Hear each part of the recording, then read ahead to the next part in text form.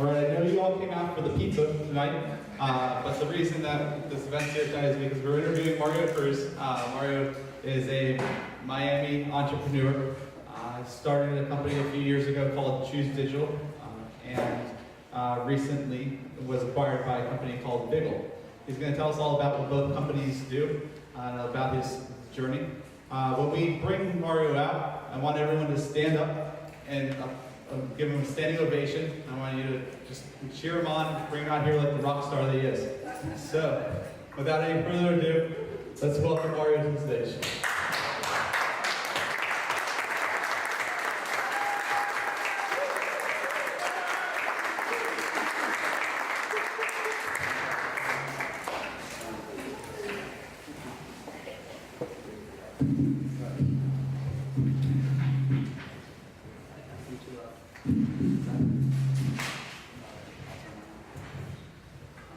All right, so we've got Mario Cruz here from Choose Digital. I had the pleasure of doing a little pre-interview with him the other day, getting a little bit of the deeper side of his background story, and from that, we're going to kind of walk through his story with you tonight.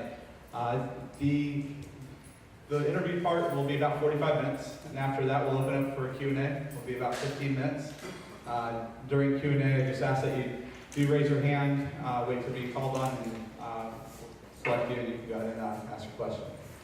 So Mario, thank you for coming. Thank you for having me. Start off, talking about your story, and it happens that you started off in entrepreneurship when you were 17 years old. Yes. So can you tell us a little bit about your history and how you got started in entrepreneurship? So I think the mic's too loud, so can everybody hear me okay? So I think I have a pretty weird story. I wanted to be a lawyer since I was a little kid. More than anything in the world, I wanted to be a lawyer. And I got the opportunity in my junior year of high school to work at a law firm. And probably after the third day of working at a law firm, I figured out I don't want to be a lawyer. I wanted to be Perry Mason, or and it wasn't. It's a lot of writing and writing and writing and writing, and it's not one of my favorite things to do is write. So, but I had a good opportunity at the law firm.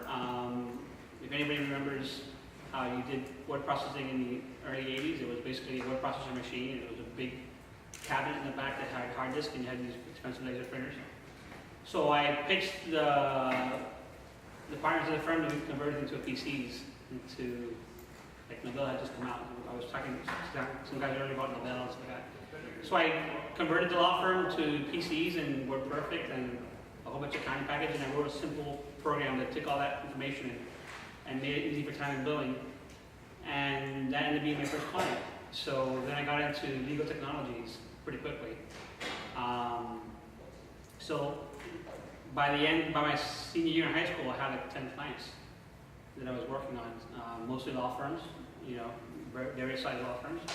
And I had a whole bunch of friends that were helping me, and so that's how I got started.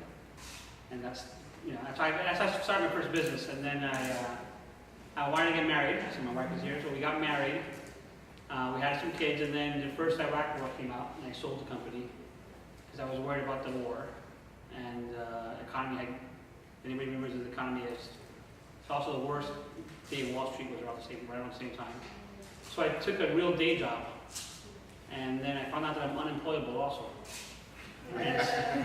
And so you hear every entrepreneur tell you that he's unemployable because when you work at a big corporation, you see all the inefficiencies and you see all the stuff that kind of happens, and it becomes very difficult. So I didn't last very long at my corporate job, and I started my own company again, and right as I started the company, Hurricane Andrew hit. So anybody remembers Hurricane Andrew? Anybody remember American bankers? So they literally got blown out one side to the other. So because I had done a lot of work with banks and with law firms, Don Weaver, which ended up later being the CIO, CTO for Ryder, was in charge of fixing that mess after the hurricane. And so she hired me, and we rebuilt that network with a whole bunch of team of phenomenal guys over there. Like in 2 weeks at the Centros building, we had American Bankers up and running. And so all the guys that worked for me during that period of time in my own companies, I hired them to come work for me. And so we all worked at American Bankers really just about 2 years, not even. 23 months. So what happens is, we built a phenomenal network. They built that bunker, we moved everybody back. So here's a team of guys that had experience in moving data centers, knowing routers and switches. We had the top, IBM had really saved our butt. So we had gone all IBM servers, all IBM mainframes. So I figured out a whole bunch of, we all got a whole bunch of experiences, and so basically all my guys got poached by Cisco and Avaya. And so I left American Bankers to work for Xerox at the time. And Xerox, there was this entrepreneurial thing happening where they were going to build consulting services. So I think I was employee number 3 of that company out of Xerox. And then from there I worked with some startups. I did 3 startups where I was an employee. I learned a lot of how to do a startup. And then luckily enough, I went to work for a company called Rewards Network, which were called iDine. They were a Miami-based company. I got the job. It's a funny story. They called me and told me I didn't get the job on a Monday. And then they called me on Tuesday and told me I got the job. So the guy that they hired before me got a call from God. He should take the job. Thank God. That's all I have to say. It's probably the best job I've ever had. I really think that's what I've learned. It's probably where I got all my roots in South Florida. I did a lot of work there. I built huge data centers. We went from, I think, 1 million transactions a month to like, when I left, we were doing 33 million transactions a day. Credit card transactions, we had probably about millions and millions of users. It was a very complex system, and we had space at 3 data centers. One of the things that happened was I started my job, and I started my job on 9/11. So it was, I remember I wasn't even sure you even had a job. And so I walked in, and one of our backup data centers was actually across from the Twin Towers, and so I really learned a lot there. I think there's 2 companies at EDS, which is a very small software company that got together, and everybody went different ways to Greenberg and to a bunch of places we talked about earlier.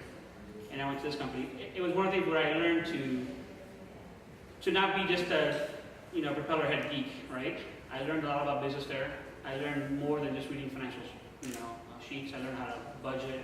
I learned how to lead a team. I think at the height of my job at Rewards Network, I had probably 170 people that I was in charge of in 3 different places. I built a phenomenal team there. I choose digital. Half of my employees are from there. So I'll tell you, my head architect has been working with me now. We've been working together since I started the job, and the next day I was on a plane to San Jose to build a system with the guy that I knew. And he's one of my best friends today. He's my chief technical officer basically at the company. He does a lot of stuff that I want to do but I can't do because I'm busy running the company.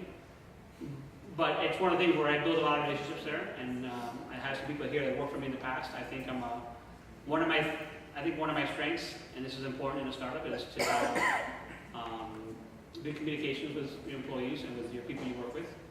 I think the secret of any business is you got to keep your promises. I tell my kids this every day. I tell people every day, I don't care what you do. If you make a promise, you got to deliver on your promise. And if you can't make a promise, you have to learn how to say no. Nothing's ever written about the guys that don't deliver. And that's what happens most of the time in a startup or in a business, or even if you're working on a company today and you're working on a big project, you have to. I do it all the time. This is one of the things that you'll hear me say. I'd rather get fired for saying the truth than for lying. Because I can always explain to my next boss, look, I told him this is what happened, I got fired, that's fine. Nobody will ever not hire you because you lied, because you said the truth. You'll get hired for lying or for fibbing or for keeping something that's important. I mean, I think, you don't hear about this today, but in the height of the 90s, in early 2000, every ERP project in Miami was 2 years behind schedule and millions of dollars overrun, right? And it's because those are hard projects, and people, always bite off more than they can chew. And what happens when you put a whole bunch of smart people in a room, they all think they can do something. It's ask a programmer how long something takes, and it's 2 weeks, right? And that's what kills us. And so, what you learn really quickly, running at Rewards Network was, it was a mess when I got there. It really was a mess. And they hired, I got a great team. And I think the most important thing also at Rewards Network is I got to meet some phenomenal mentors. I had two guys that really were extremely patient with me and taught me a lot of things. And so if a lot of guys that know me and a lot of people who start up and stuff, I will show up and help you whenever I can. If you ask for help, I will show up, as long as the request is reasonable. I do a lot of stuff at the Hive here, I do stuff at the lab. You know, I'll help wherever I can help, because I think one of the reasons I've been successful my whole life is I've had people give me something along the way. Even my first job at a law firm. I mean, I'm a 17-year-old kid that walked into a partner that hired me to be a clerk and told them to spend $10,000 on me for the network system. You know, I think I wouldn't give myself that money now, right? So that he took a chance on me, and he was a great friend. You know, he passed away about 5 years ago, but even to his death, he was a friend of mine, and somebody I could talk to. And I started an investment club with 3 of my friends out of high school, and we would meet with him, and he was very, you know, he's very charismatic, he was very knowledgeable. He basically, I mean, just quick background on his story, he won a silver medal for Cuba fencing, and he won a silver medal for the U.S. in fencing. So that's just tell you. So he was a phenomenal guy, and he was a guy, and he was one of the first guys that said, "I'm going to make this happen for you. Let you know, if you put in the time, we'll make it happen." He helped me start my company. He helped me get, you know, my LLC formed, and this is, again, who knows how to fill out a company? Really, I didn't know any of that. So a whole bunch of guys in my career have done that for me, and I've done that for a whole bunch of people. I think, you know, guys at Greenberg, you can ask the guys at Greenberg that work with me coming up. You know, I mean, I have Eliza here. There's a lot of people that, if you are willing to put the time and the effort, I'm willing to help anybody that's willing to put the time and the effort. The only thing is you got to pay it forward, right? That's the gotcha. You know, and that's what happens to most people. Most people, there isn't a, you know, a get quick rich scheme. It doesn't exist. And that's, people think to start as a get rich quick scheme. I promise you that at the first start line, we started on time for the first time. You know, Nancy spoke, and I sat with Nancy's husband, and he asked me, like, "Will you sell a company?" And I was like, "I don't know, really. It has to be the right company. I didn't. If you start a company to sell it, then you've missed the boat. You have to find something you're passionate about, or you think you solved a cool idea, or you have to do it because you love it. I mean, and you have to be willing to risk it all. My wife, which is here, she'll tell you, I risked everything I had. So you know, every time, I think every penny I owned went into the company. I had a great payoff, but I knew that if I failed, I could do it again. I'm employable, but not employable, right? You know, I have skills where I can get a job and do that, but that's basically my history in a nutshell. I think the last company I worked for, so Rewards Network, so this is a problem in Miami. Rewards Network gets bought out by a Chicago company, and they want to get moved to Chicago. They want me to move to Chicago. I don't want to move to Chicago. I spend the summer in Chicago with my family. It's nice in the summer, but it isn't, you know, my wife will tell you. It was like 10 below and it's raining sideways one day, and it's not fun. So I didn't move. I didn't do the job. I took a gamble on a company that my co-founder had moved over here to fix, and that's where me and Steve met. And I think just as important as everybody that I've talked about, I mean, having a good co-founder, Steve was very important at Grassroots. I mean, and he was a guy that we sort of found ourselves and gelled very well at that company. And then literally, you know, we had this idea, we pitched it internally, they said no, and we literally quit our jobs to start the company. We went home and told their wives, I'm going to give a paycheck, and I'm going to try this for 3 years. If it doesn't work, I'll go back to installing computers. You know, I could always work as a computer tech at, you know, Best Buy or something. So you met Steve at Grassroots. Yeah, so it's a funny story. So Steve actually he's a phenomenal entrepreneur. He built a phenomenal company that gets bought out by Grassroots, and he becomes a board member and a board director in Grassroots. And they bought a company in South Florida called BitTime. So they're having trouble with the company in South Florida, so they asked Steve to come for 2 years to fix the company. So through a mutual person that Steve had met here, I think somebody that was a strategic forum, somebody I knew, so they put us together and we had a conversation. And the goal was Steve was going to fix his company, move back to the UK, and I was going to become the CEO of his company. That's sort of like the handshake deal we sort of had. if it all worked, if you were successful.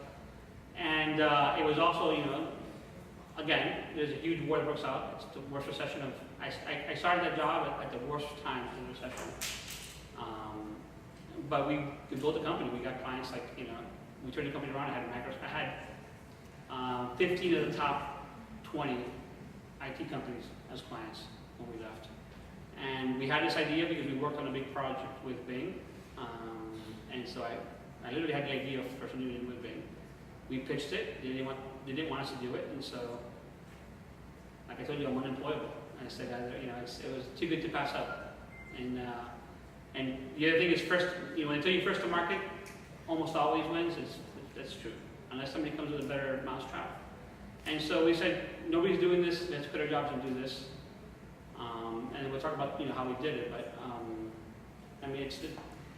one of the things there, which was I think something that happens is where two people try to put a stock together that haven't worked together. Sometimes that doesn't work.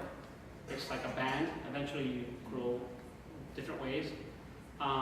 If you haven't played together for a while, I think because we had worked together in a very stressful environment and in the process of fixing that company, we knew what our strengths were. I know Steve's a phenomenal sales guy and a phenomenal marketing guy, and like I told you, I hate the writing. He loves the writing, right?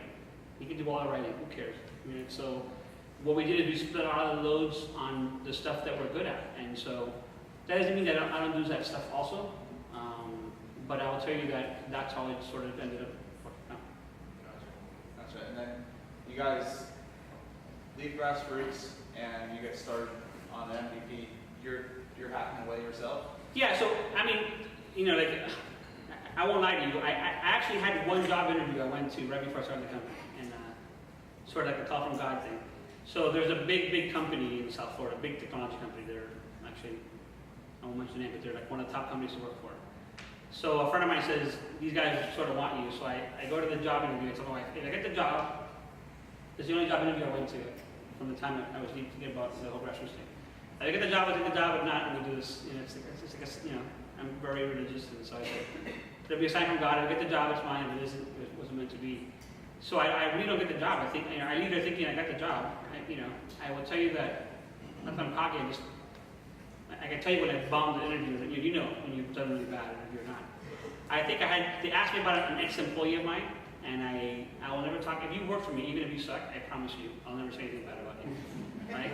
Because you got to make a living yourself, and who you are today wasn't who you were a year ago, right? I believe that to be true. And so I think somebody asked me about an employee, and I said, yeah, the guy's good. And so I've never, and they thought, well, he's not good. He's not a good. I didn't have a good eye for talent, which was I think was my knock. It's the best thing that never happened to me. And that's the other thing. It's so me and Steve, we actually draw on a piece of paper. Steve is very, this is very cool. What Steve does a lot is, we have ideas, so Steve is not. He just draws. He'll draw me like a diagram of. He said, "How about we try this?" Right? And he's very visual. And he draws stick figures. You see all our stuff, all our plans are stick figures, just like that. Because I have phenomenal front-end guys, and that I draw stick figures because they're gonna do better than I can. I can't write. I don't have an eye for that kind of stuff. I wish I did. I wish if I had a skill, I wish I had the UI UX skill that a lot of front-end guys that that I admire have. I don't have that skill. It doesn't, I missed that cheat. So Steve does, and I don't. But so we draw stuff, and then we come to an agreement, and then I figure out how to make it work technically, and then I'll write. Usually, I tell people I write bad stuff to make it work, and then I give it to the people that I hire smarter than me to make it scalable. And so before we did that, with just me and Steve, we actually wrote like an app on an iPad that contained my iTunes library, so you could actually purchase what I already had purchased, and build a demo for 3 airlines and 3 hotels, and we went to pitch all 3 of them. We had 3 airlines and 3 hotels. But then we also had to pitch the studios that have access to the content, which is, I didn't know how hard that would be. It was more difficult than I thought it was going to be. And so we did that, and we pitched everybody. We pitched all the contacts that me and Steve had on the loyalty side. And we had hired a consultant to help us pitch it to all the record labels and book publishers and studios. And everybody was very supportive of this. Like, okay, let's make this happen. And so I think we self-funded for like the first 6 months, Then we did a small friends and family round, which I think was $700,000. And then a year later, we raised $4.5 million in Miami. And let's rewind a little bit here for those in the audience that don't know. Can you give us the elevator pitch on Choose Digital and exactly? So, I mean, it's changed a little today, but the elevator pitch back then was we wanted to give folks, the millennials, which is a lot of us in this room, the ability to get rewards using digital media instantaneously. So if you guys have used points on anything, you fill out something and you wait for something to come in the mail, right? With digital, you buy something instantaneously. I can watch a movie, I can download a book, I can get my music. There's no shipping cost. And there's, the big thing about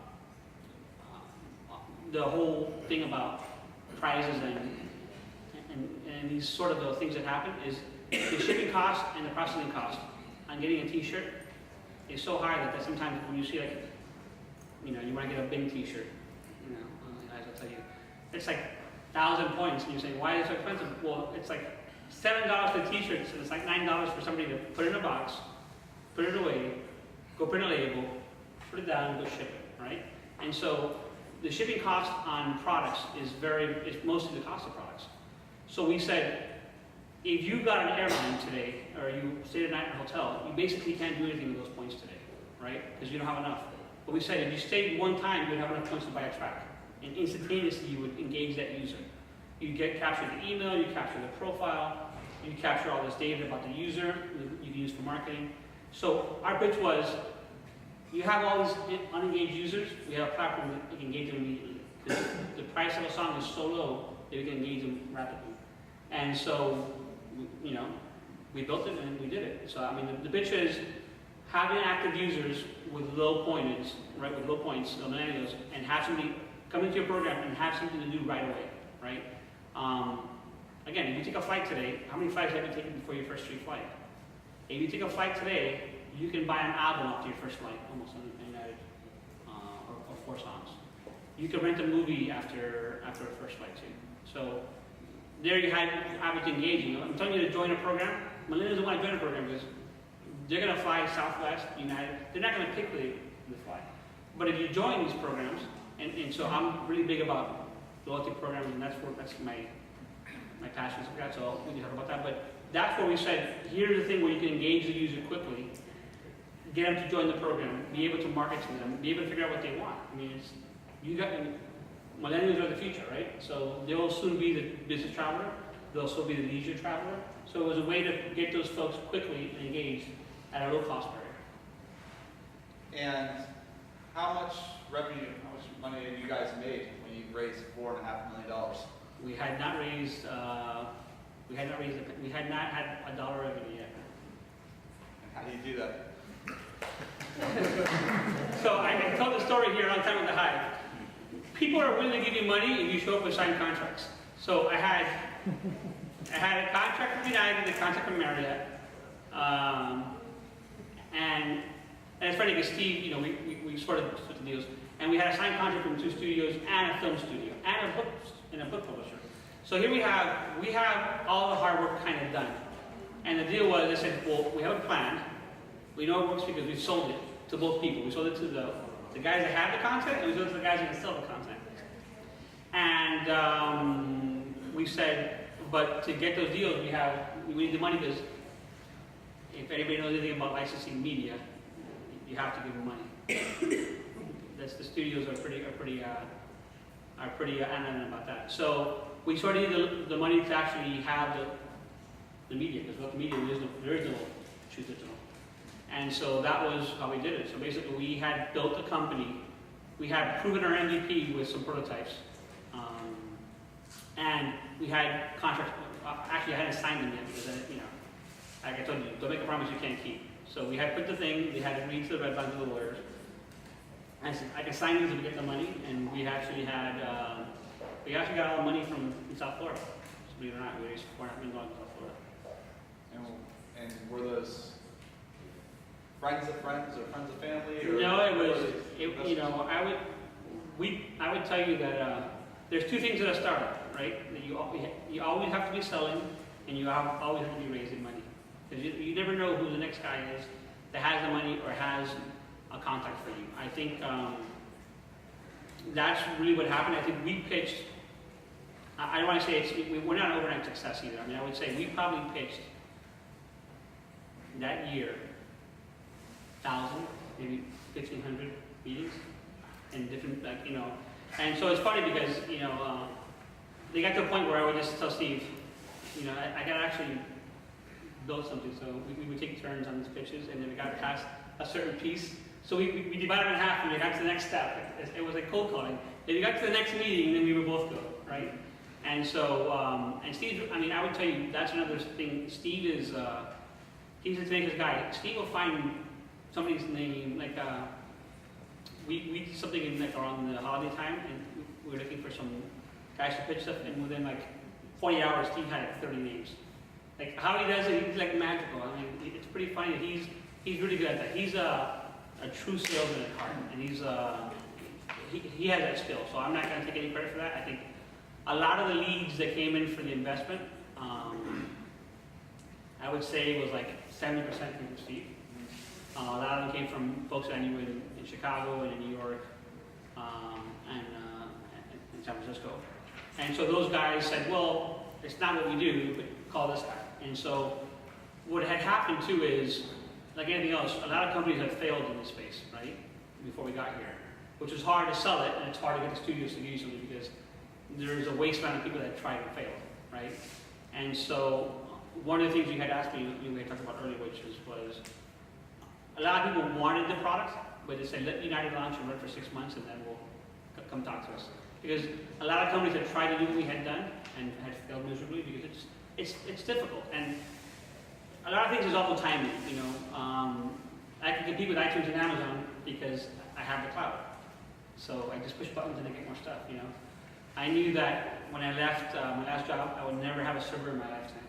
I will tell you that I've spent many sleepless nights on bad code, bad servers. So I said, we're going to make it so the 4 guys in this company can do everything. And we built it so the 4 guys in the company could do everything. And so that was how we did it at that time. So I think the technology was just ripe enough that we could do that and not fail and still scale, right? So it's pretty fun. I mean, just talk about that. The company has grown. We grew about 35 to 40% a year, right? And Amazon cut their prices every year, 30%. So my bill almost stayed the same year over year because as my price bill would go up, Amazon would do a price cut. And then my price would go up and Amazon would do a price cut. So, I mean, today, if I told you that we have 900 terabytes of music and probably another 100 terabytes of metadata stuff, that's, you know, if anybody in the room knows that would be like a huge cage at the NAP and another cage somewhere else. It would actually sink us just to hold that. I couldn't sell enough music to get there. Where the cost now is so cheap that it doesn't matter, right? And as we grew as a company and we grew in transaction, we grew with partners, that cost it wasn't a real true cost. Our true cost was actually adding employees. That's always what happens is then you get successful and the money always comes after the work, you know, so you have to figure out how to make that work. And so you just mentioned hiring employees and building teams. And so what are some words of wisdom that you can give us in choosing the right team members, how to manage them? You know, one of the things that I usually don't hire, I hire people based on like different skill sets, right? I think everybody's teachable, right? And so sometimes I'm looking for somebody that has, obviously, I would say, I cheated here because half the guys I knew for a long time, right? So it's easy to hire 3 guys and you have telepathically, you can also talk about what's happening. And one of the good things there is that, you know, if you ever go to one of our meetings, we fight a lot. You know, but I'd rather fight for 4 hours than write the code 5 times, right? Let's figure it out and let's make sure that everybody's on the same page. But one of the things that, you know, I have 2 employees that I hired. One of them was a graduate out of FIU on recommendation. And the guy was phenomenal in math and phenomenal in engineering. And I said, here's what we're doing. Here's the stack we're using. If you learn it in 60 days, right, I'll give you a programmer salary. I'm going to give you this salary. And I gave basically almost an intern salary for 90 days, I think for 60 days. And 60 days later, he had written code we were using in production, and that's it. So if you do that, if you put the time in and you do the work, and again, I think one of the things, I probably had 1,000 of people that I have worked for or worked for me or worked beside me, and I will tell you that if you find 5 of them that says something bad about me, it will be a lot. Because again, if I make you a promise, I'm gonna keep the promise, but I expect you to keep the promise back. And I think, you know, I build great teams because I'm a no-nonsense kind of guy. There's no secrets. There's, you know, I'm very easy to read. Also, when I'm happy, I'm happy. When I'm sad, and so it's, you know, it's not difficult to see when I'm not happy. And so, and sometimes I just say I'm you know, like yesterday I wasn't happy about some parking thing, and you know, it took me it takes a long time for me to get mad. It took me 3 days to get mad. I spent 3 days going through all the proper channels. I'm not a rebel rouser, like, you know, I might come across that in the last couple days, but that's not what my goal was. My goal was I have a female employee, and we're trying to hire more female coders, and we want, you know, I have a daughter, and I want her to get, you know, this is technology. And so we can't say, here's the Mecca and Tech of Miami, and say, you know, we're not going to keep them safe, right? So it took me 3 days to get mad, but then I was mad for a whole day. And so I know people. Nancy's been awesome, so I can speak publicly. But again, I don't get mad very easily, but when I do, it usually takes me a day to calm down. So usually I'll put on my headphones and code, or I'll read or something, you know. And my wife knows too. And people know me. That's a good thing. You work a long time, you know when I'm mad, and not to mess with me. I'm just going to sit there, and I will be non-communicative that day. You know, people tell me I'm the K. Those days, all my answer would be K. Like for okay is K. Because I don't want to say anything I don't want to regret. And so, I think one of the things that, back to Steve and I, we know what our strengths are, and you have to be self-aware. You have to know what you suck at, right? I would never say I want to write copy for a website, because I just told you I hate writing and I'm not good at writing, so why would I write copy for a website?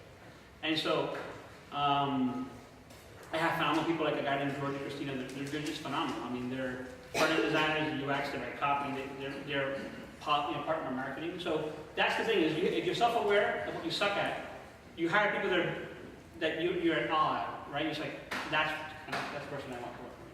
Gotcha. And tell me something about you never fire for a mistake. Right, so I think, you hear this all the time. You know, fail fast, and it's on the board here, and so fail fast is a true thing, but it's what happens in most companies is people say, let's fail fast. But everybody's scared to fail, so they don't take the risk, right? So I said it everywhere, but if your boss sucks, and he said, well, you just put me back 2 weeks, right? Sometimes that's what happens, and so I think part of the open communication is the trust that we have. You have to, if you trust him, you know, what happens most of the time when you work with these companies, I told you I'm unemployable, is that they put all these restrictions, and they put all these things like, they treat you like somehow you're not trustworthy as an employee. So those are the companies I can't work for, right? Where they have this ridiculous expense policy, or they have like, nobody, you know, I hate suggestion boxes. If I ever work at a company with a suggestion box, that's a bunch of HR baloney, okay? I want somebody here to tell me, raise your hand, to put in a suggestion box and got a real answer back. It doesn't happen. It comes on a company thing, they're going to work on, you know, it's like the parking guys. Well, we'll give you a plan, right? We're adults here. Treat me like an adult. Tell me what you're going to do, and tell me why you did it. And so, I think that's what happens at companies. And so, one of the things that we do in the fail thing is, we take risks all the time, because it's cheap. We just talked about computers have never been cheaper. Writing software has never been cheaper. If you don't do the risk, if you don't take the risk, you're competitive, right? And that's where you get beat, right? It's the inventor's dilemma, right? You can't get comfortable with what you do. You constantly have to think outside the box, and we talk about, we have these fights, or we have these, it's not really fights, we just have these discussions, hard discussions, because I have a great team, and just because I'm the boss doesn't mean my idea wins, right? That's one of the things that people have too much pride sometimes, right? And so you can't say fail fast, but you know if it was your idea that failed, and you're like, well, you know, that was John's idea, whatever. I'm just making up a name, but it's one of those things where you have to, again, you got to make the promise and you got to keep your promise. If I tell you fail fast and the shit hits the fan, it's my responsibility, right? If it's my idea and it's great, they did all the work. That's the secret of being. I mean, that's really the secret of being a good boss. Take all the blame, never take the credit, and everybody will work for you all the time, right? And you know what? You'll get hired because you get shit done. You don't need the credit, the shit's getting done, right? I had a project, I got done. I didn't need the credit to get it done, right? It's just, that's how it works. You take all the blame and you give away all the credit. And really, it's, when you do that, people will take more risk, people will bring you more ideas. I think one of our advantages to our site, over iTunes and I think Amazon, is that we have a better UI, and it's easier to use for the not millennials, right? And so, what we've done is, a lot of that work is not me. I didn't have any of those ideas. You know, my front end guys, they test and they test and they tweak and they test, and so they do the work and they go home thinking about that. And so, back to the parking issue. My job as a boss is to make sure that my employees are happy of what they do, right? What they do is up to them, right? That's the whole thing of getting a good employee. You want somebody that can self-learn and self-motivated and has all things. You know, I'm not going to micromanage you either. Here's a task. Don't lie to me, tell me how long you're going to take me. The first thing I say is give me a real date. Now's the time. So I tell you, whatever the date you're thinking, just multiply by 2 and tell me that date, but you better deliver on that date. Right? And so the first time you work for me, you're going to miss those a couple times, and that's fine. But you're going to learn that process, and you're going to learn our process. I think every company has a process, and I think, I will tell you, 80% of all the companies are exactly the same. It's like 80-20 rule, it's 20% that makes you different. And I think communication and trust is what gets lost in big corporations. And if they treat you like a number, you don't want to work for a company that treats you like a number, because then you have people that feel like they treat you like a number. So they walk in, they clock in, they write the 10 lines of code, and they walk home and do that. So I think if you could, I mean, back to the fail fast. Fail fast that's everybody talks about in the startup piece. But very few people have the trust to allow their teams to do that without any repercussions, right? You have to be willing to miss a date. You have to be willing to start from scratch. And so people say that, but they don't really mean it. It's, you know, it's like everybody's lean, but they don't really mean it. Everybody's doing Scrum, everybody's being agile, everybody's doing the data stack. But, you know, it's like, I tell people all the time, either you're pregnant or not pregnant, right? Either you're really doing it or you're not doing it. There's no halfway. You can't, and companies have innovation departments too. That's again the suggestion box. If somebody's in a room inventing something, that's going to fail. Because all the guys that work day in and day out with a customer are not in that room. So they're creating products in the factory, right? So companies like Microsoft and companies that have these innovation centers, they actually rotate people in and out because they're taking real world problems back in the lab and they're taking it back out. And you have a saying, no heroes, no zeros? Yes, that's what I was saying. I did a talk about, Jenkins and new startup and stuff like that. So I hate heroes and I hate zeros because the baggage is the same, right? It's the same baggage.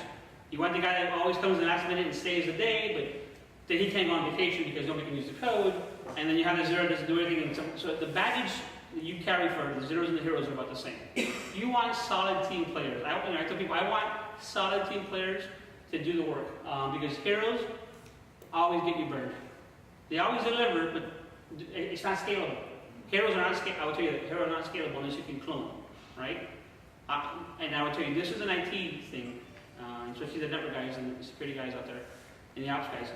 We become heroes, but then we become slaves to our jobs, right? And so what happens is you're stuck at a job and you can't take vacation. And it's not like I take 2 weeks of vacation every year where I disappear. Rewards Network, there was a time where I couldn't do that. So I learned that there, because I was the hero of Rewards Network. I had that mentality. Let's just save this, we'll fix it in the next release, we'll fix it in the next release, and you never fix it. And then I said, I want to be able to take vacation. I want to be able to do something with my kids or my wife and not have to carry a phone on me. So we created that there, and that's why I learned that piece. So I always talk about the hero because I was the hero once, and it sucks. Because you never can take vacation, and nobody can fix it if you're not there. So we said, I said, that's never gonna happen. And the zeros, they just, you know, the good thing about zeros today in a lean environment, you find them pretty quickly, you know. They don't last 10 weeks at a company. I would tell you, maybe if you're a UX, UI guy, you might go 12 weeks. But really, it's, at a company like us that we push code, like at a minimum almost once a day, you get caught pretty quickly. I mean, the tools today are sort of, you get somebody's GitHub account, you can see what they posted, what they've done now. So it's, I think that's the issue with zeros and heroes.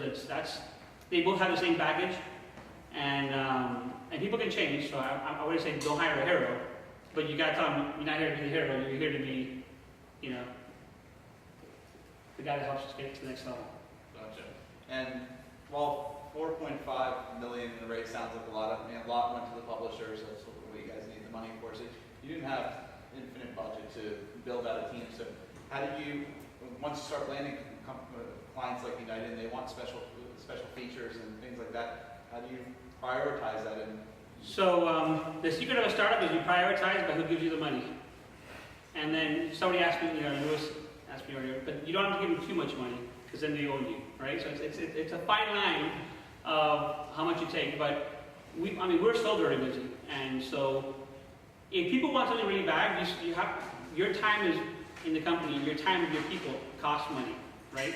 And figuring out that cost is what helps you get over that hump, right? I think every time we have a new feature set, there is something where I will say, I will take that job also. Again, just like I just talked about, I might not have the best idea, but my client might have this phenomenal idea. And I might do that for free because that's a great idea on the platform for everybody else, right? So they gave me a good idea, I'll tell them, yes, let's make it happen. But I want to roll it out to everybody because they might have an idea that I didn't think about. Again, this is where you can't have that pride and say, you know, your best idea might come from somewhere else. I would say 10% of my ideas come from clients and about 3 or 4% come from customer service where somebody says, why can't I do this? And you're like, oh, I didn't think about that. And, you know, I'm here to tell you, I do customer service tickets twice a week. Everybody in my company does customer service tickets, except Steve.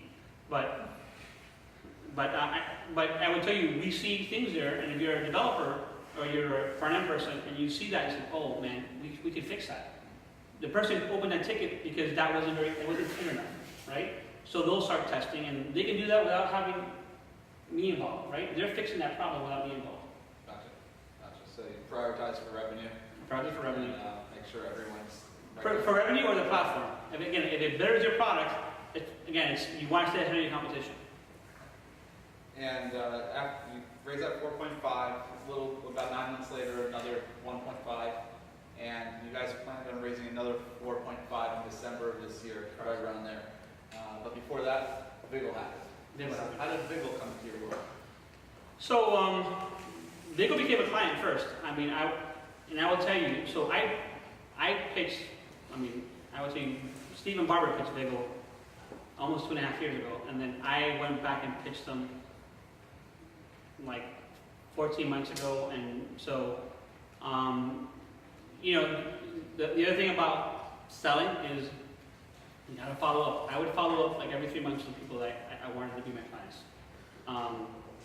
And then I'll give away my secrets here, but I would say, I'm going to be in town. Can you do a face-to-face because I'm meeting somebody else, you know?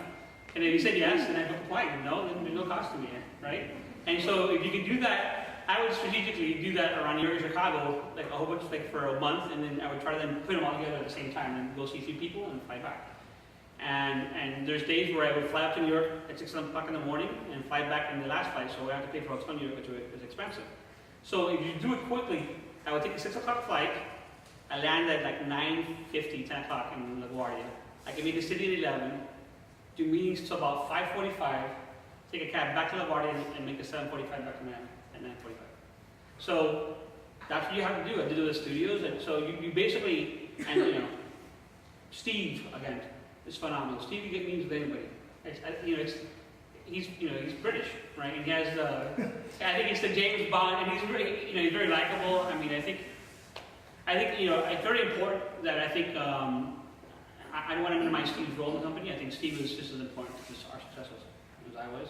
And I will tell you, towards the end of the Viggle thing, there's a point where we had to deliver a whole bunch of stuff to Viggle as a client, and I couldn't run a lot of stuff on the Viggle on the business side, so it was like, we made a decision saying, you're gonna run this, I'm gonna run that, and again, I trust them, right? So I don't have to micromanage them or vice versa. We sit literally, if you've gone to our office now or went to our office, I'm in an open office, so if there's a problem you're gonna ask me, I'm gonna answer, and we're gonna continue on, or we Skype a lot, now we use HipChat, so it's one of those things where, if there's an issue, we'll bring it up to each other, but we both, even today, I mean, I write everything, I'm also a list guy because I'm partially ADD, so I write a list of stuff that I want to do, and then I go scratch the list stuff. That's very important. I think it's also very important to set goals. I tell people, every year I tell people you set 5 goals. It's faith, family, finance, fitness, friends. And this one. And so every year I write goals, I put it in my wallet, and I carry my goals for the year. And I have 3 of my goals are this year's goal, and 2 of them are 24-month goals. And if you see it enough, you do it. I think because I'm ADD, I've learned to hyper focus on stuff, and so I become very hyper focused on things. So I'll forget. I'll forget that I had these 5 things plans I wanted to follow up. But if I open my book, I should. So you send emails. You could send emails. I usually do emails on.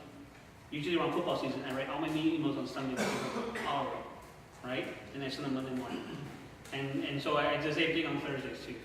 In the afternoon on Thursday, I send a whole bunch of stuff to follow up on Monday. So you just have, if you're ADD or you have issues with focus, and I think I have that, the way to beat that is to get a routine. Have a routine, and if I follow the routine. So when football season is around, I'm a mess. I sit on the couch and I watch all these Miami shows my kids take, like Storage Wars and Pawn Stars, because they take no effort to keep track. Oh, well, what did he found? Okay, I can keep working. I don't care what it costs. I just care sometimes of the history and the value of the knowledge. So I kind of mindless shows because I can work and they can be on, and I look up when I see it and I continue on. And so you build a routine. That's how we did it. I think that's really how it happened. And I think so on the legal side, how we get them on the bias. We basically, so me and Steve, which is funny, we put a list last summer of 20 companies that we think would do a strategic investment in us.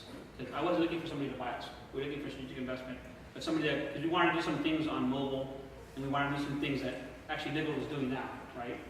And so Viggle was on that list. So I will tell you that the guys we were looking at pitching as a strategic partner or possibly somebody to take us over, Viggle was on the list. I wanted them as a client, and I think one of the things that we did is they wanted something launched in 6 weeks, and my team launched it in 6 weeks.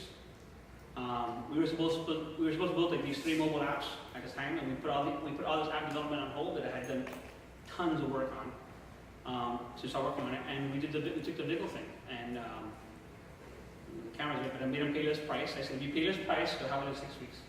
They paid this price, and 6 weeks later they had it, and I think from the moment we delivered the platform, they said, we want to come down and see you, and then that's how I started. I would say that, I would love to tell you that me and Steve are phenomenal salespeople, and we sold the company to Viggle. I think it was more a natural occurrence. But like I told you, if you're always selling and you're always raising money, the first time I met Viggle, I said, well, you could be a strategic partner. We're going to do a round in the summer. I would be, if you're interested in investing on us, we had put a deck together. We actually were in the process of doing the Endeavor thing, so I had put a phenomenal Endeavor deck at the time because we were doing the Endeavor coming up now. Now we're not, we got funded, but I had put this great deck that I was working on for the Endeavor piece. I think Endeavor locally is phenomenal, so I'll give a shout out to them.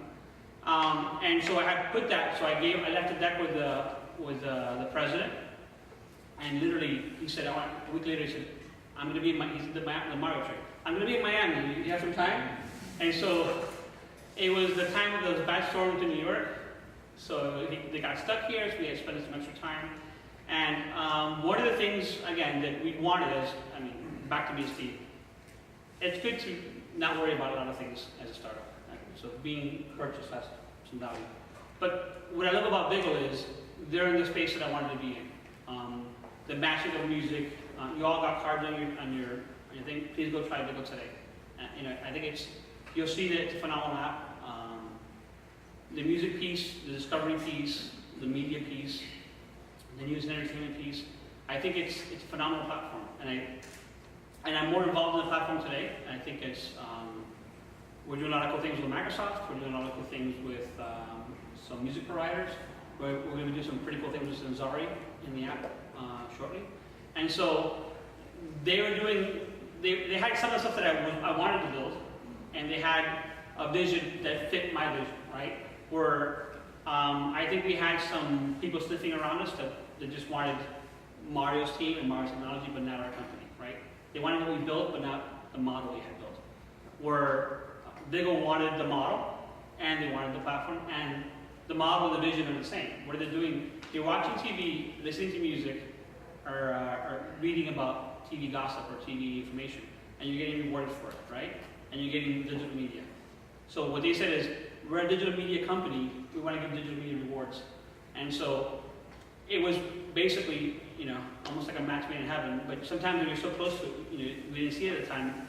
I saw them as a big potential client that said all these things could integrate, right, very quickly. And we had a lot of, I hate the word synergy, but we had a lot of things that sort of were compatible. We had a lot of things on our roadmap that were the same, right? And so we offloaded some stuff from them to help them get there. And I think that showed them the value of the company. It showed them the value of the platform. And it shows the value of the future. I think Viggle as a company is you heard it here first. I think it's going to be a phenomenal company. I think, I can't talk about some numbers, but there's a press release that came out last week where July was our best month ever in user acquisition. And I think it's a cool technology. It's a space that I love, right? I'm a music guy. It's music and movies and TV. How can we not love that? And it's you turn it on, you watch TV, and you get rewarded for it. It's not. I'm not asking you to run a mile or anything, I'm just asking you to watch. When you watch TV today, just turn the app on and you get rewarded. And if you watch it on Sundays, which is the cool thing, or during the Olympics, well, actually, I discovered the app during the Summer Olympics, the Winter Olympics.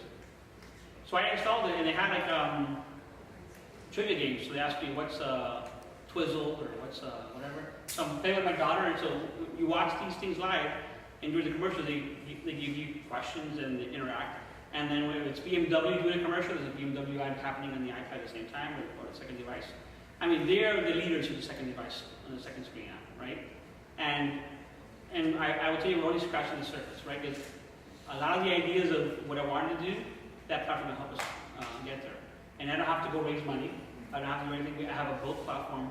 I think the combination of both companies allows us to do some pretty cool things. And we're in Miami. I'm not leaving Miami. If you believe my story, I told you that I wasn't moving, right? And so I wanted to make sure that if we sold the company, I'd stay in Miami and my team stays in Miami. I wasn't born in Miami. I was born in Cuba, but I came here when I was 9 months old, so I was like almost born in Miami. I was FedEx to Miami. I think for a lot of entrepreneurs, when you start your company, you think of the day of the exit, the day that you get bought, and you think it's like it's time to almost retire, but you put your chips back on the table again. I did. I think one of the things that it's a cat, one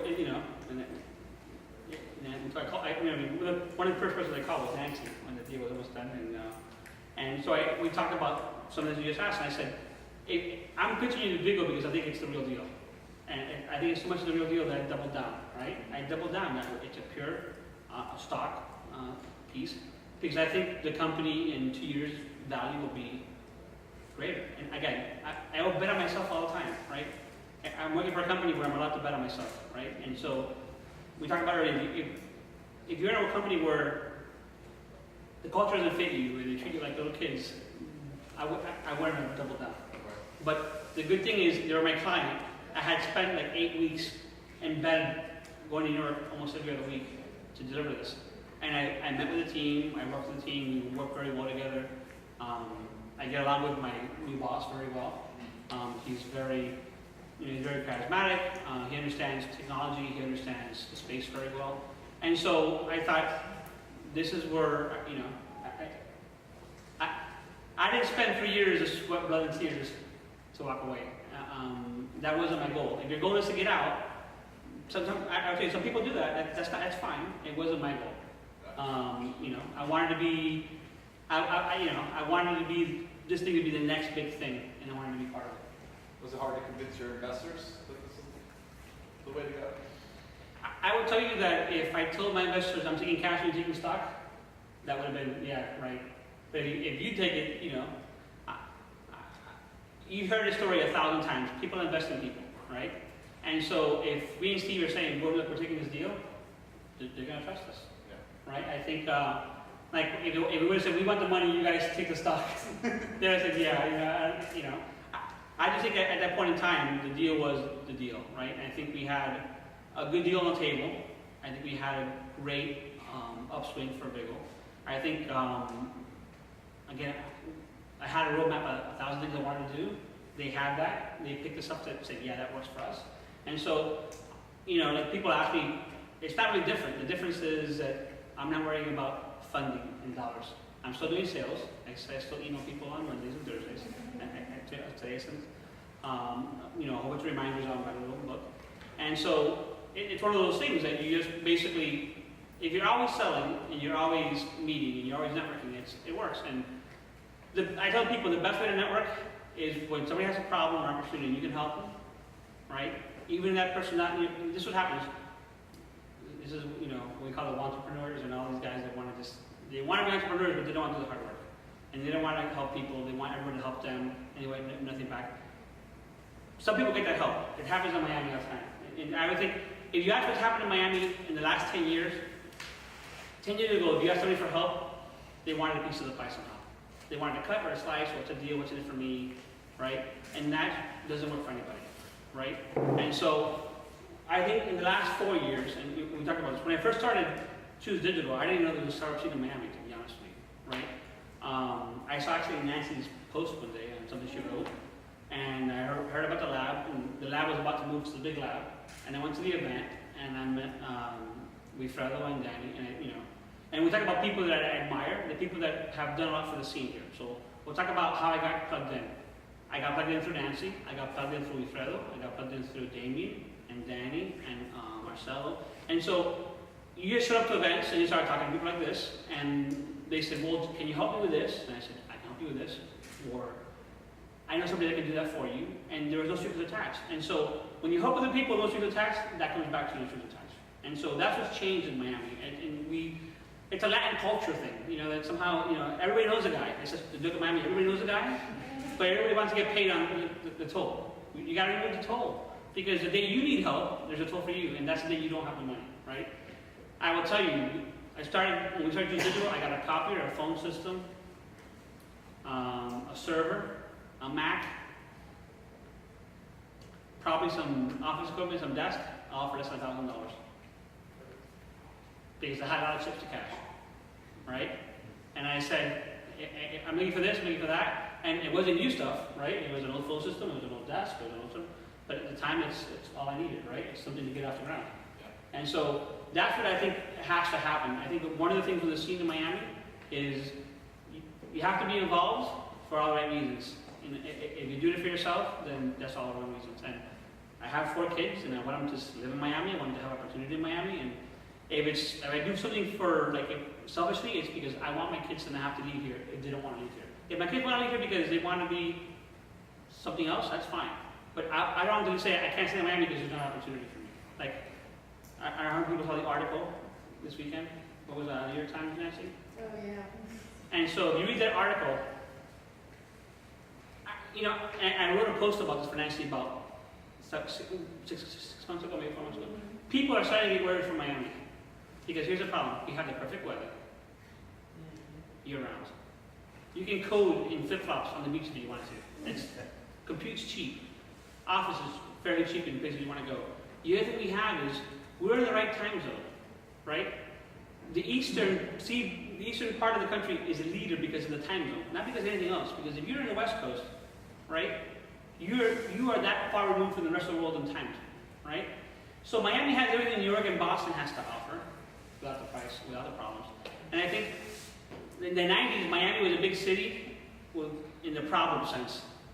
Miami now is a big city with culture, with opportunity, with a vibrancy. And people will always keep writing these articles yearly because they want to believe to themselves that they left and now they're screwed, right?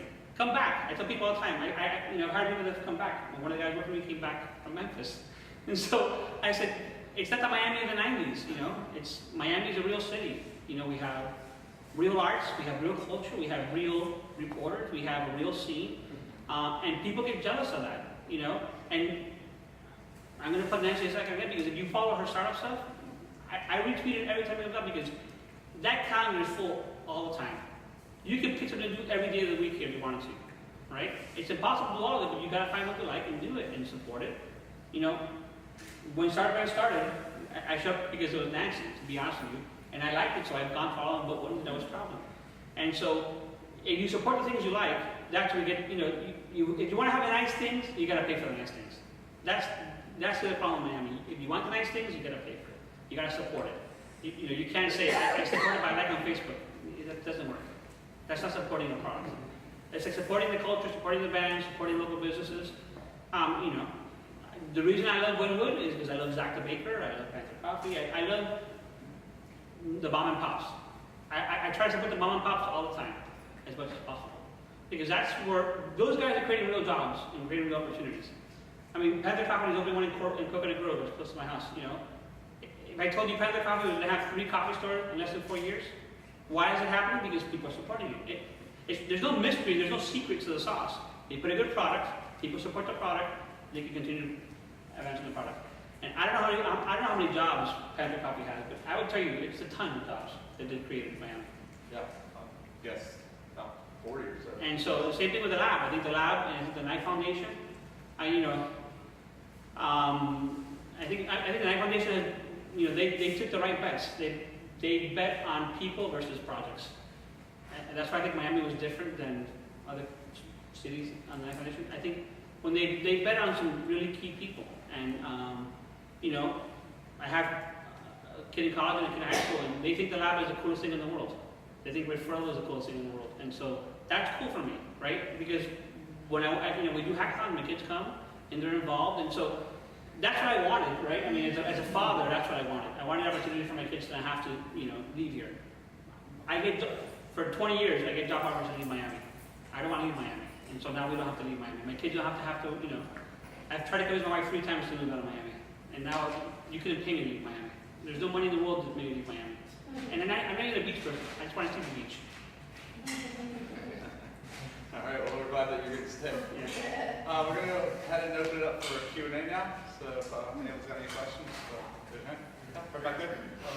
You were asked about building a team and employees. Could you give us some advice on co-founders? I would tell you the secret of a co-founder is the opposite of you. Is it what? The opposite of you. I would say you can have the same interest and the same taste. A funny thing is me and Steve both love deeply music. I'm a music major and the whole thing, but we don't like the same bands. So we love music, but I don't know if anybody's heard of Elbow, like an English band called Elbow. I love Elbow. They're like almost weird music, right? It's like trip hop and classical mixed together. It's like this weird combination. And I love them. I love them really, really awesome. Steve cannot. He says, so if you're ever on a Virgin flight, there's like an Elbow channel on the Virgin flight, and they play all this live stuff on BBC. And it's like amazing. He says he'd rather hear nails scratching on the board, right? And so we're like best friends and not best friends, because it's weird to explain that, right?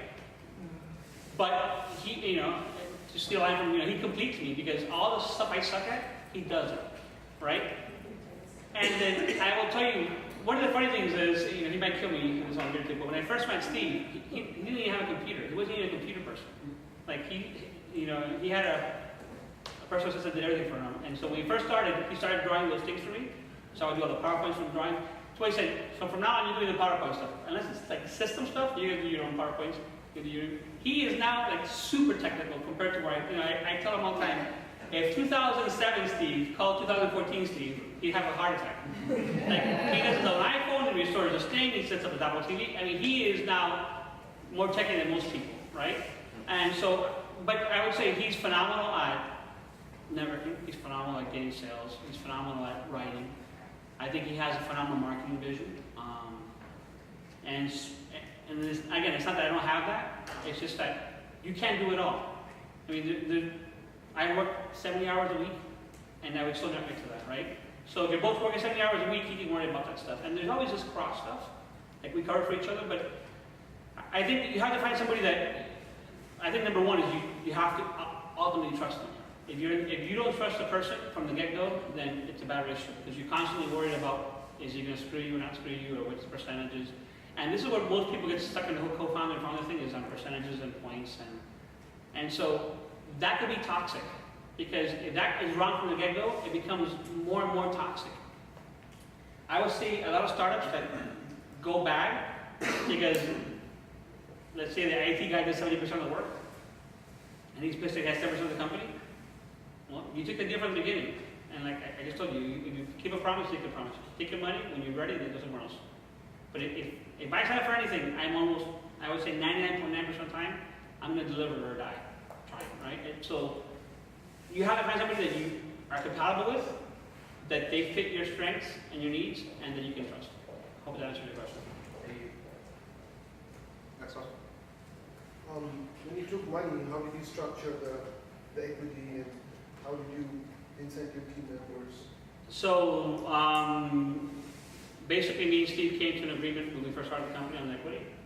And then from that point forward, every dollar that came equally out of both of us, right? And so I was hoping never to raise that much money because we probably gave too much away at the beginning. But I wanted to build the company. So again, if you're doing this to get rich quick, then you make all the wrong deals. And I will tell you the other thing is people get hung up on valuation. And so valuations, especially when you have your revenues. And as long as, I would tell you that another thing, how many of you here watch Shark Tank? So I never watched Shark Tank until I was like 6 months ago, 7 months ago, I watch Shark Tank like in reruns now. And I wish I would have watched Shark Tank because that prepares you. You better know the numbers, right? You better know the numbers. And you know what else? You better know the numbers. Okay? And then that's financial. Those are metrics. Those are your users. You better, and again, working at a big company, this is the other thing. Working at a big company, you can have great ideas, right? I would tell you, and Nancy gets this question, everybody gets, we get the same question all the time, is people don't want to give you their startup idea. You know what? Ideas are easy. Ideas are like super, super easy. Okay? If I came to you a year ago and told you, look, I'm going to build an app that's a bird and you push it and it goes up and down, you'd tell me, nobody would buy that crap. Right? But Flappy Bird did it, right? Because it's not that there was an idea, he delivered on something and then people got used to it, right? So it's not the idea as much as always the execution of it, right? And so, giving the equity away, I knew I had to give something up for that to happen. If I wanted my dream to happen, you have to come to terms of what am I willing to give up for that dream to happen, and still put food on my table for my kids and my family. So in the original rounds, the valuation was more verbal? No. Nobody gave me money on verbal. You established a valuation. Yeah, I established a valuation. I said, this is what the market, like everyone else. I also hate hockey stick charts to do this. I said, we know what the market is in points and miles out there. We're going to try to penetrate like 4 or 5% of that for these 2 big programs. We think this will burn it, and our numbers are pretty much on spot on. I think what happened was the adoption was a longer tail than we thought. But what happened, things that happened that really helped us. Netflix took off. People understood how streaming works. When we launched the company, streaming was like, what's streaming? Like my mom didn't know what streaming was, And the guys with the most points and you could buy more stuff for my mom's age, right? Or they're the old road warriors that have millions and millions of miles you can spend. So as technology caught up with people, you had download music, you had to stream stuff. We knew what that was. So our numbers are pretty close. They were just delayed. That hockey stick for adoption was what we didn't have correct. You made some projections based on parallels. You didn't use a third party. No. Individual. I think when you go, the problem is if you do some high institutional investment, they want a third party to do it, right? But if it's a small round and if you're doing a lot of VC work, most of the VCs won't need that. they're going to do that for you, right? They're going to ask you the numbers, the numbers, the numbers. And there's some guys that are smarter than you and smarter than, you know, they're almost like actuaries, but for VCs. They go in a room and they have a spreadsheet with 9 million cells, and they say that's what you're worth, right? And that's how it's going to happen. You can tell them what you're worth. Somebody's going to go away with the numbers and your projections and your math and your assumptions, and they're going to cut them in half and say, I think this is what your value is. So it's, you better know the numbers, numbers, numbers. And that's what, you know, the good thing about, on my next one, whatever that is, I've learned a lot of lessons. I've learned a lot about, again, a lot of things you can learn in Shark Tank. I mean, you don't have to go through all the wood classes and the road rash I have, but you better know the numbers, because I think, like, you know, we talked about earlier, I thought people invested on ideas and companies, they invest on you. And so if you come across as somebody that isn't trustworthy or doesn't know the numbers or doesn't understand the business, then you're going to be treated that way. You're no longer an equal, you're just a subordinate. Right back here. Hey, Mark, thanks for sharing. I really appreciate it. I had a question, hopefully you don't mind. You mentioned faith, family, friends, finance, or finance and friends. I was hoping, how did you manage some of the demands of your time for the startup versus 4 kids and a wife? I was curious to hear a little bit more about that. So, I mean, my wife is here. She never shows up for anything on tech stuff. I was talking about it like Lewis and Susan from here. There's like an A team and a B team, so you get one of us usually. It's either you get my wife or you get me, and that's what the parties do. I met my wife very early in my life. I mean, we've been together for a long, long time. And so, when my wife met me, I was a drummer in a rock band. So my wife has carried drums for me since the age of 15. She's been on shady. When Lincoln Road was still shady bars, I used to go play for $5 a night. And so we, you know, before I made this decision, I told her, this is what I want to do. And what do you think? And she says, she's always bet on me. I mean, you know, I haven't screwed up yet, but she said, okay, do it. I said, well, you know, I went to that job interview, and she said, do it. And I told her, I'm going back to traveling. You know, I'll have days where I'm not home. I've gotten really good at it, unless I'm going to California, I'm usually never gone more than one night now. I've gotten really good at leaving, you know, I leave God off early. My wife will tell you that I leave at 4 in the morning, I'm in the airport, I take the first flight out, and it's the last flight home, so I can be home in my bed the second night. So I've worked on a system that works for us, but she was supportive. I mean, you know, I would tell you that my success is her success. I mean, you know, you hear all the time, but it's true. I don't think I'd be the person I am going to have my wife and my kids. It's, you know, you want to become an entrepreneur? Have a kid. You know, you soon figure out that you got to, you know, I wasn't into the hustle as much. I mean, I could sell, but I did not learn how to hustle until I had my first kid. I mean, it's especially after Hurricane Andrew, it was a rough time for us. We were displaced out of our home because our home was demolished, you know, and I was working. I mean, working around the clock. There's some nights I couldn't come home because people remember there was martial law. So I was sleeping on the floor at American Bankers because I couldn't come home. And so they'll tell you. I mean, we've been through a lot of good times and bad times, and you know, you have to have a partner that supports you. That you know, I would tell you that my wife and Steve's wife, we call them the other co-founders, because my wife does a lot of stuff for us, and the company doesn't go on the books. I mean, there was a point where we actually hired Steve's wife to help us do some of the AP stuff because it would just take too much of our time. So I would tell you that, you know, me and Steve are co-founders, but our wives are co-founders because they've helped us along the way. My wife's filled envelopes, she's helped me with presentations. I've typed a 5-page email on an iPhone as I'm driving somewhere with my wife next to me, and I'm dictating it to her. So those are the stuff that happens. You have to have somebody that's willing to make the sacrifices. And again, it's paid off for us. I think, I mean, I'm not rich, but I've been successful. I mean, I've been able to provide for my family at all times. And when you're, you know, when you're really poor, you don't need a lot of money to survive. I would tell you, you know, when we first got married, I was poor. I mean, I think back, I can't think of how we survived that first year. And I was working 100-hour weeks then, I think, because I was doing American Banker job. I had all my personal clients that I hadn't actually sold yet. Some of them I was still transitioning. And so the money, you know, and that money came lump sum, so it doesn't come anymore. But I made a promise, and so I'm going to deliver. But the next time somebody came by, I charge them more. That's the other thing is, when your time becomes very, very, very limited, you have to do what's important to you. That's the secret. Or charge more, if it's your business. When you have no time, you charge more. So if you have 4 kids, that gives you a serial entrepreneurial type of thing? Yeah, 4 kids, and and it's, and they understood. Again, I told you, I'm fairly open book. You know when I'm mad or I'm trying. They knew when I walked in the door, I was having a bad day. I was worried about, the biggest thing about being a co-founder is I worry about payroll insurance payments every 12 days, right? And so that weighs heavy on me more than anything, because I have a wife and kids and I don't want to be that guy, right? And these guys that came to work for me, I want to make sure that they get paid.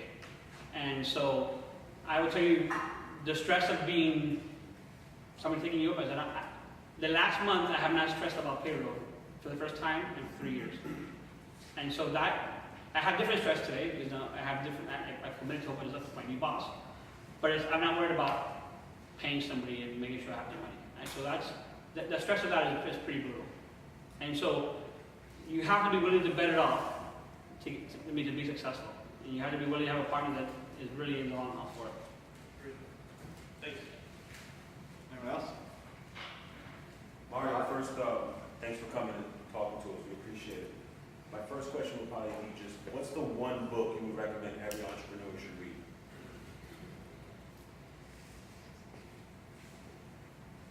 I'll tell you the Lean Startup and the Plant of Monte Cristo.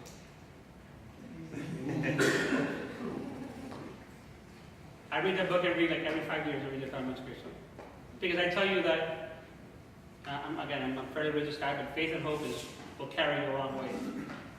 I mean, if it wasn't for faith and hope, it's tough. It's tough. You have to have faith in yourself, and you have to. And I have a great mentor, which is Bob Wasserman, that helped me with work. And I would say that he always reminded me, hope is in a plan. So you got a plan, and hope the plan works. Hope can't be your plan, right? That's what he always reminded me. Hope can't be your plan. You got to hope your plan works, but hope can't be your plan. And God's not going to come and save you because you pray enough. You got to do the work. It's the same thing, There is no handouts. So you got to do the work, Did I answer your question? Yep, that's it. Thank you. Back there? Sure. So first of all, thanks for sharing your story with us. Earlier, we were talking about the beginning of your career, and you were sharing with us that you wanted to be a CCIE. And so my thought is, how does a guy that was teaching and wants to be a CCIE, how do you go from that to today sharing with us that almost on a daily basis you guys are pushing code out? How do you make that transformation?